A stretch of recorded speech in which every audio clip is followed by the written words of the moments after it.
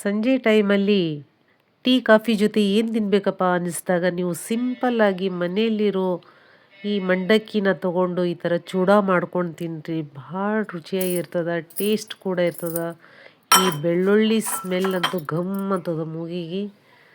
ಎಷ್ಟು ತಿಂದ್ರೂ ಸಾಕಾಗಲ್ಲ.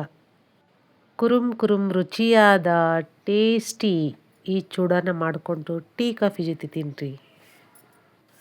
ನಮಸ್ಕಾರ ನನ್ನ ಕುಟುಂಬದವರೇ, ನಾನು ಚೆನ್ನಾಗಿದ್ದೀನಿ ನೋಡಿ. ನೀವು ಚೆನ್ನಾಗಿದ್ದೀರ ಅಂತ ಭಾವಿಸ್ತೀನಿ.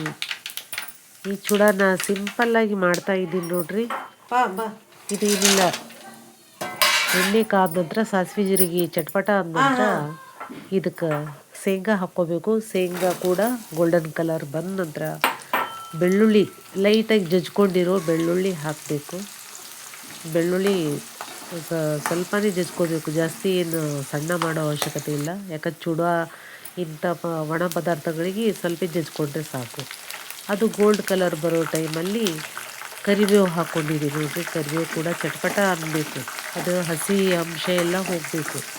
ನಿಮ್ಮ ಮನೆಯಲ್ಲಿ ಒಣಗಿರೋ ಕರಿಬೇವು ಇದ್ದರೆ ಅದನ್ನು ಹಾಕ್ಕೊಳ್ರಿ. ಇಲ್ಲ ಅಂದರೆ ಹಸಿ ಫ್ರೆಶ್ ಆಗಿರೋ ಕರಿಬೇವು ಹಾಕ್ಕೊಂಡ್ರೆ ಇದು ಹಸಿ ಎಲ್ಲ ಡ್ರೈ ಆಗಬೇಕು, ಅಲ್ಲಿವರೆಗೂ ಉರಿಬೇಕು. ಇದನ್ನು ಎಲ್ಲ ಚೆನ್ನಾಗಿ ಗೋಲ್ಡ್ ಕಲರ್ ಬರೋವರೆಗೂ ಹುರಿದ ನಂತರ ಇದಕ್ಕೆ ಮಂಡಕ್ಕಿನ ಸೇರಿಸ್ಕೋಬೇಕು. ಸ್ವಲ್ಪ ಖಾರ ಉಪ್ಪು ಎಲ್ಲ ಹಾಕ್ಕೋಬೇಕು, ಅರಿಶಿನ ಖಾರ ಉಪ್ಪು. ಇದರಲ್ಲಿ ನಾನು ಕೆಂಪು ಮೆಣಸಿನ್ಕಾಯಿ ಹಾಕ್ಕೊಂಡಿದ್ದೀನಿ ಮತ್ತು ಖಾರ ಪುಡಿ ಕೂಡ ಹಾಕ್ಕೋತೀನಿ. ನಾನು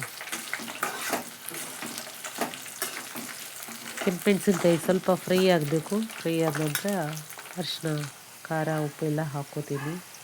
ನಿಮ್ಗೆ ರುಚಿಗೆ ಎಷ್ಟು ಬೇಕೋ ಅಷ್ಟು ಉಪ್ಪು ಹಾಕ್ಕೊಳ್ರಿ. ಮತ್ತು ಖಾರ ನಿಮ್ಗೆ ಜಾಸ್ತಿ ಬೇಕಾದ್ರೆ ಜಾಸ್ತಿ ಹಾಕ್ಕೊಳ್ರಿ. ಜಾಸ್ತಿ ತಿನ್ನೋಕ್ಕಾಗಲ್ಲ ಅಂದರೆ ಇಷ್ಟೇ ಮೆಣಸಿನ್ಕಾಯಿ ಕೂಡ ಸಾಕಾಗುತ್ತೆ. ಇಷ್ಟು ಹಾಕ್ಕೊಂಡು ಸ್ವಲ್ಪ ಸಕ್ಕರೆ ಪುಡಿ ಹಾಕ್ಕೋಬೇಕು. ಇದಕ್ಕೆ ಸಕ್ಕರೆ ಪುಡಿ ಎಲ್ಲ ಮಂಡಕ್ಕಿ ಕಲಸೋ ಟೈಮಲ್ಲಿ ಸಕ್ಕರೆ ಪುಡಿಯನ್ನು ಹಾಕ್ಕೊಳ್ರಿ, ಭಾಳ ರುಚಿಯಾಗಿರ್ತದೆ. ಎಲ್ಲ ಹಾಕಿ ಮಂಡಕ್ಕಿನ ಕಲಿಸ್ಕೊಂಡ್ರೆ ಸಿಂಪಲ್ಲಾಗಿ ನೋಡಿರಿ ಈ ಥರ ಮಾಡ್ಕೊಂಡು ತಿನ್ನಿರಿ ಟೀ ಕಾಫಿ ಜೊತೆ. ಸಂಜೆ ಹೊತ್ತು ಮಳೆ ಬರೋ ಟೈಮಲ್ಲಿ ಈ ಥರ ಮಾಡ್ಕೊಂಡು ತಿನ್ನಿರಿ. ಎಷ್ಟು ರುಚಿಯಾಗಿರ್ತದೆ ಅಂದರೆ ಕೇಳಬಾರ್ದು. ನೋಡಿರಿ, ಮಂಡಕ್ಕಿ ಹಾಕಿ ಕಲಸಿಟ್ಕೊಂಡ್ಬಿಡೋದು ಅಷ್ಟೇ.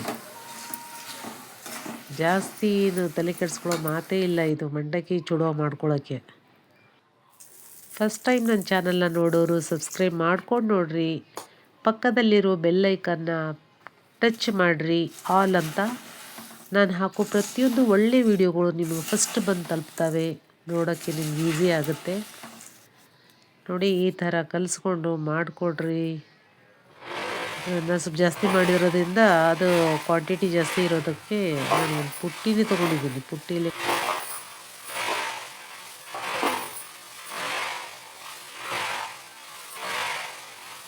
ಈ ಥರ ಪುಟ್ಟಿಯಲ್ಲಿ ಕಲಿಸ್ಕೊಳ್ಳೋದಕ್ಕೆ ಈಸಿ ಆಗುತ್ತೆ, ಇಕ್ಕಟ್ಟಾಗಲ್ಲ. ಹಾಗಾಗಿ ಫ್ರೀಯಾಗಿ ಕಲಿಸ್ಕೊಳ್ಳೋಕ್ಕೆ. ಅವಲಕ್ಕಿ ಇವೆಲ್ಲ ಮಾಡಬೇಕಾದ್ರೆ ಜಾಸ್ತಿ ಮಾಡಬೇಕಾದ್ರೆ ಈ ಥರ ಅಗಲವಿರೋ ಪಾತ್ರೆಯಲ್ಲಿ ತೊಗೊಂಡು ಮಾಡಬೇಕು ನೋಡಿರಿ. ಇಷ್ಟು ಸಿಂಪಲ್ಲಾಗಿ ಮಾಡಿಕೊಂಡು ತಿನ್ನಿರಿ. ಇದನ್ನು ಸ್ಟೋರ್ ಮಾಡಿ ಕೂಡ ಇಡ್ಬೋದು. ಇದನ್ನು ನಾವು ಗಾಳಿ ಆಡದಿರೋ ಡಬ್ಬದಲ್ಲಿ ತುಂಬಿಟ್ಬಿಡಿ. ಮಳೆ ಬರುವಾಗ ಸಂಜೆ ಟೈಮಲ್ಲಿ ಯಾರಾದರೂ ಮನೆಗೆ ಬಂದರೆ ಟಕ್ ಅಂತ ಹಾಕ್ಕೊಡೋಕ್ಕೂ ಈಸಿಯಾಗಿರ್ತದೆ ನೋಡಿರಿ. ಇದು ಮನೆಗೆ ಬಂದವ್ರಿಗೆ ಟೀ ಜೊತೆಗೆ ಒಂದಿಷ್ಟು ಚೂಡ ಹಾಕಿ ಕೊಟ್ಬಿಡ್ರಿ, ಚೆಂದ ಇರ್ತದೆ. Thank you so much. ಎಲ್ರಿಗೂ ಧನ್ಯವಾದಗಳು.